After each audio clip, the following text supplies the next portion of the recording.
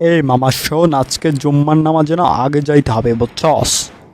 কেন মামা, আজকে কি হয়েছে? আজকে কি স্পেশাল দিন এমন? হ্যাঁ, আরে মামার কইস না বুঝছস, ওই যে পাশের মহল্লার একটা আবুল্লা ছিল না, ও 40 দিন আগে মরছে। ওর মরার 40 সহ আজকে নাকি ভালো হাদিয়া আছে।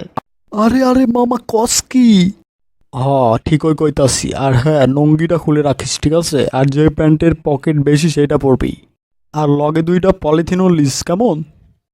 আজকে জমায়া খামু।